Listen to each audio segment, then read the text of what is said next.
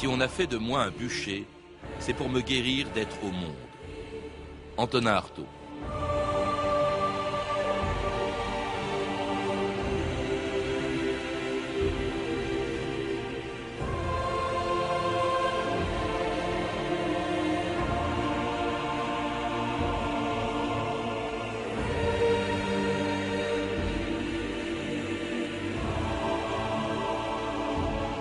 « 2000 ans d'histoire ».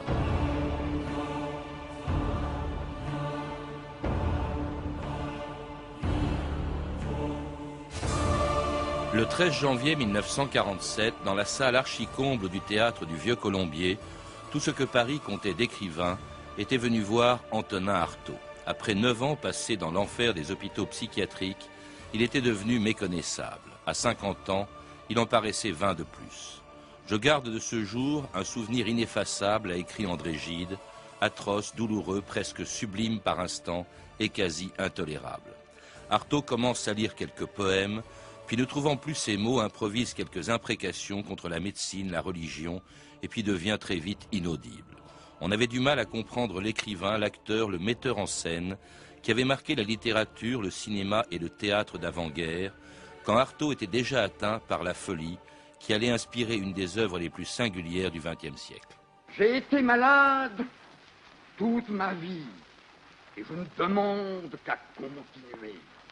Car les états de privation de la vie m'ont toujours renseigné beaucoup mieux sur la pléthore de ma puissance que les crédences petites bourgeoises de la bonne santé suffit, car la cocaïne est un or, l'héroïne un surhomme en or.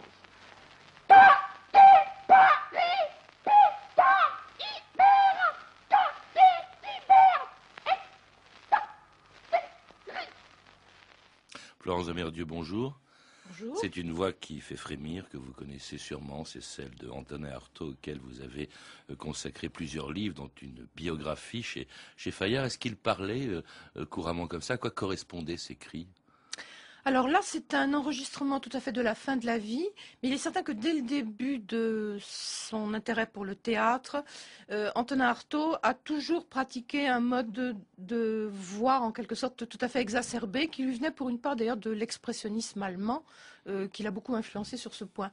Et vers la fin de la vie, de surcroît, c'était encore plus outré, une voix presque d'un chaman venu d'un autre monde.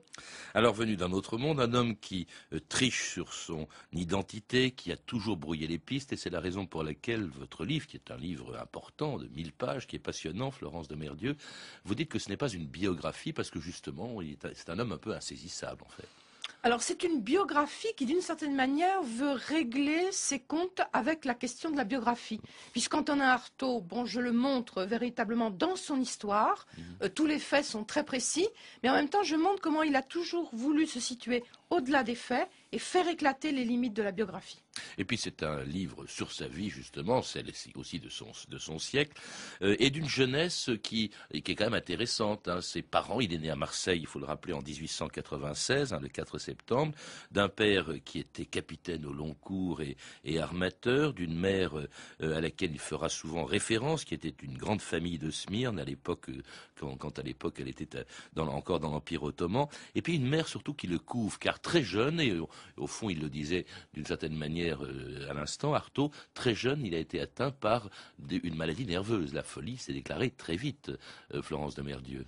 Oui, vers l'âge de 5 ans, il a eu les prodromes d'une méningite, sans qu'on sache si véritablement il s'était agi d'une méningite réelle. Donc il a été excessivement couvé par sa mère, de surcroît parce qu'il y avait aussi beaucoup d'enfants morts-nés, une famille nombreuse, mais avec beaucoup d'enfants morts-nés.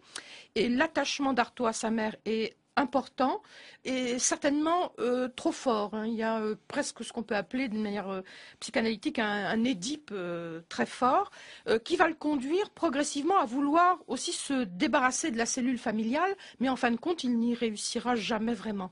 Enfin, d'une certaine manière, oui, puisqu'il sera interné très jeune, enfin dès l'âge d'à peu près de 20 ans, et envoyé notamment à l'hôpital Villejuif, près de Paris, donc où il va découvrir ce qu'il aime, au fond, ce par quoi il veut s'exprimer. La poésie, d'abord, il écrit tout de suite des poèmes quand il est à Paris, des poèmes qu'il cherche à publier, mais il y a une chose assez cocasse, c'est que le patron de la NRF, auquel il envoie ses poèmes, refuse, mais en revanche, Jacques Rivière, ce patron, va publier sa correspondance avec Artaud. Alors Artaud écrit des poèmes depuis l'adolescence. Il a toujours cherché à les faire publier. Quand il monte à Paris, bien sûr, il s'adresse à la NRF et à son directeur qui à l'époque est Jacques Rivière.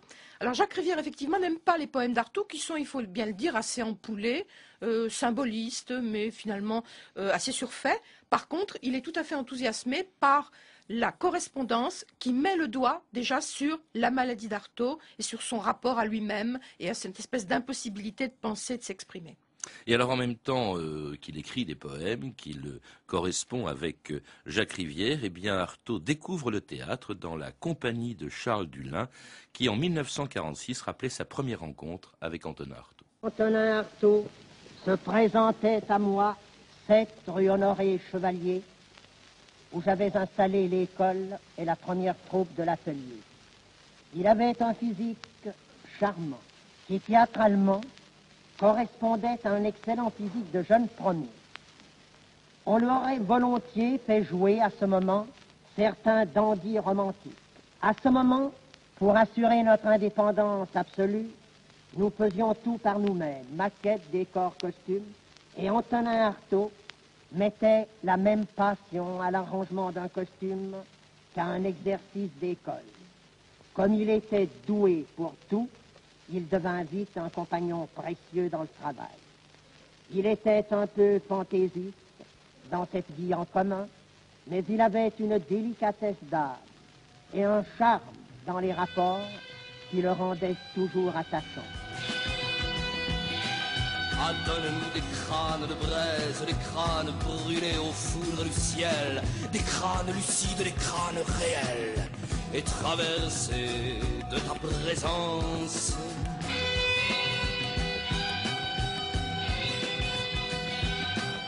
Fais-nous naître aux cieux du dedans, criblés de gouffres en averse.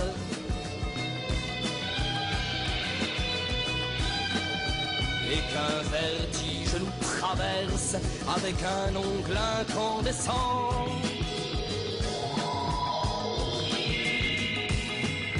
Rassasie-nous, nous avons faim de commotions intersidérales.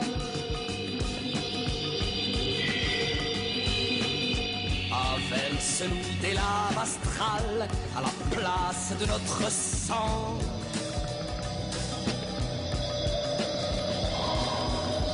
Détache-nous, divise-nous avec tes mains de braise coupantes.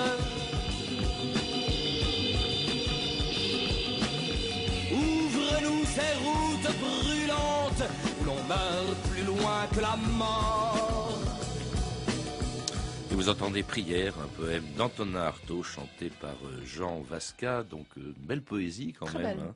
Hein. Et alors, un homme aussi qui, au début des années 20, lui qui est tellement indépendant, qui refuse les écoles, qui refuse toutes sortes de disciplines, il entre, il va y rester peu de temps, chez les surréalistes, Florence de Merdieux. Tout à fait. Alors c'est André Breton finalement qui d'une certaine manière cherche à attirer dans son sein, au sein du groupe Antonin Artaud.